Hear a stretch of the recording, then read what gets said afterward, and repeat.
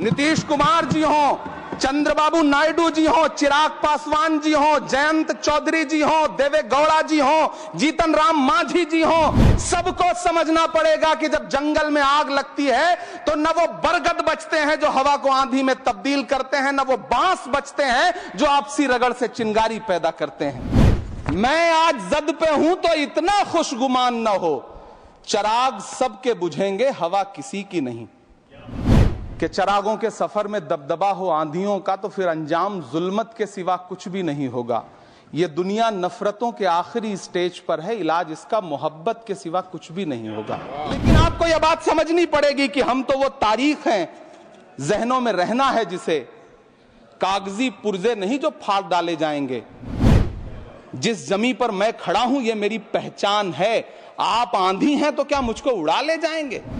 700 किसानों की शहादत लेने के बाद सरकार को अन्नदाता किसानों के सामने घुटने टेकने पड़े और कृषि कानून वापस लेने पड़े। जिल्ले इलाही, जमहूरियत जो है वो नफरत और ठसक से नहीं चलती है, अकड़ से नहीं चलती है, उसमें सबकी हिस्सेदारी जरूरी है। कल देश के माइनॉरिटी मिनिस्टर ने लोकसभा में खड़े होकर एक शेर सुनाया था कि मुझसे कोई बदगुमान न हो, तो मैं उन्हें एक शेर सुनाना चाहता हूं कि मैं आज जद पे हूं तो इतना खुशगुमान न हो। मैं आज जद पे हूं तो इतना खुशगुमान न हो, चिराग सबके बुझेंगे हवा किसी की नहीं। नीतीश कुमार जी हों, चंद्रबाबू नायडू जी हों, चिराग पासवान जी हों, जयंत चौधरी जी हों, देवे गौड़ा जी हों, जीतन राम मांझी जी हों, सबको समझना पड़ेगा कि जब जंगल में आग लगती है तो न वो बरगद बचते हैं जो हवा को आंधी में तब्दील करते हैं, न वो बांस बचते हैं जो आपसी रगड़ से चिंगारी पैदा करते हैं। सभापति महोदय, जब देश को मनमोहन सिंह साहब जैसा काबिल प्रधानमंत्री मिलता है तो देश को आरटीआई जैसा एक्ट मिलता है, सेज जैसा एक्ट मिलता है, मनरेगा जैसा एक्ट मिलता है, लिबरलाइजेशन मिलता है, राइट टू एजुकेशन मिलता है, नेशनल फूड सिक्योरिटी एक्ट मिलता है। लेकिन जब देश को सौगातें मोदी मिलती है तो क्या मिलता है? सीए मिलता है, फॉर्म्स लॉ मिलता है, आर्टिकल 370 मिलता है, इलेक्टोरल बॉन्ड जैसा एक्ट मिलता है और वक्फ अमेंडमेंट एक्ट जैसे बिल देश को मिलते हैं। मुझे तो अपने हमवतन भाइयों से पूछना है कि आपको अपने बच्चों की तरक्की, खुशहाली और नौकरी की दरकार है या फिर मुसलमानों की दान की गई जमीनों को लूटकर धन्ना सेठों को देने की साजिश करने वाले कानून की? सभापति महोदय, यह सरकार रात के 3 बजे तक पूरे देश को जगा करके संसद में अपने ही नागरिकों को नीचा दिखाने के लिए वक्फ बिल ला रही थी, तो उधर रात के 1:30 बजे अमेरिका हम पर 26% टैरिफ लगा रहा था।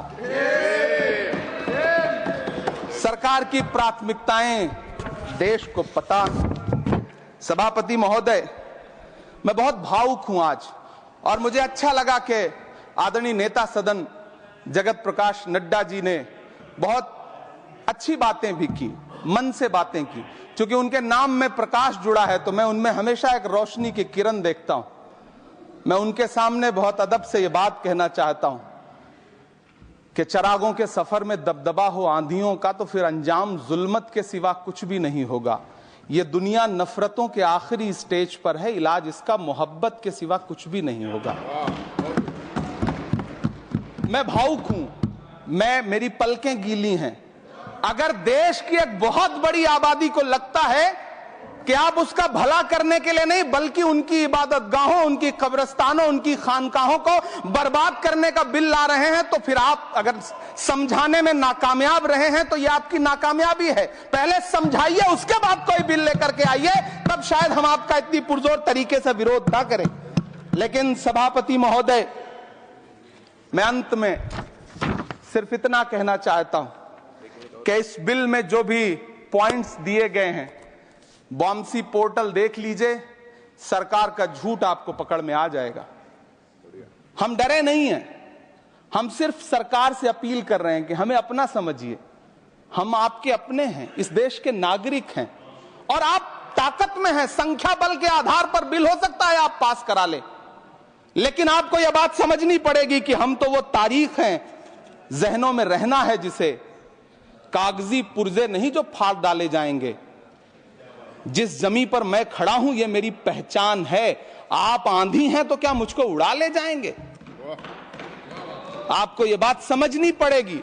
आपको अगर इतना विपक्ष की तरफ से पहले जेपीसी में इतने सारे पॉइंट्स आए और उसके बाद कल से लोकसभा में और राज्यसभा में सुझाव आप सुनने को तैयार नहीं है, लोगों की शंका को दूर करने के बारे में आप बिल्कुल सोच नहीं रहे, बस आप कह रहे हैं यह बिल उम्मीद की नई किरण है। नहीं साहब, इसे भले किरण जी लेके आए हैं लेकिन ये उम्मीद की नहीं बल्कि नाउम्मीदी की किरण है। और इस देश की एक बहुत बड़ी आबादी इस बात से खदशे में है, शक में है कि आप सीधे उनकी जमीनों को लूट करके धन्ना सेठों को बेचना चाहते हैं। मेरी अब भी आपसे अपील है कि इस बिल को वापस लीजिए। यह बिल कहीं से आपके अपने नागरिकों के लिए अच्छा नहीं है। यह बिल सिर्फ इस देश के मुसलमानों को नीचा दिखाने का और अपने एक ऐसे मतदाता वर्ग को खुश करने का बिल है जिनको इस बिल के पास हो जाने से कुछ मिलेगा भी नहीं।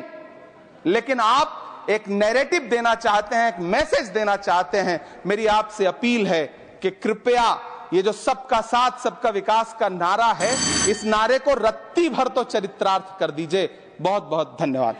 वर्ल्ड क्लास सर्जरी सेवाओं के लिए नेताजी सुभाष मेडिकल कॉलेज एवं हॉस्पिटल में न्यूरोलॉजी, आधुनिक माइक्रोस्कोप से विभिन्न तरह के ब्रेन एवं स्पाइन की सर्जरी, यूरोलॉजी, लेजर और लैप्रोस्कोपी जैसे अत्याधुनिक इक्विपमेंट से यूरोलॉजी से संबंधित सभी प्रकार के उपचार, प्लास्टिक सर्जरी, कोई कठिन घाव या विकृति, facial, nose job, laser surgery एवं सभी तरह की cosmetic surgeries. NSMCH, Amhara, Bihta, Patna.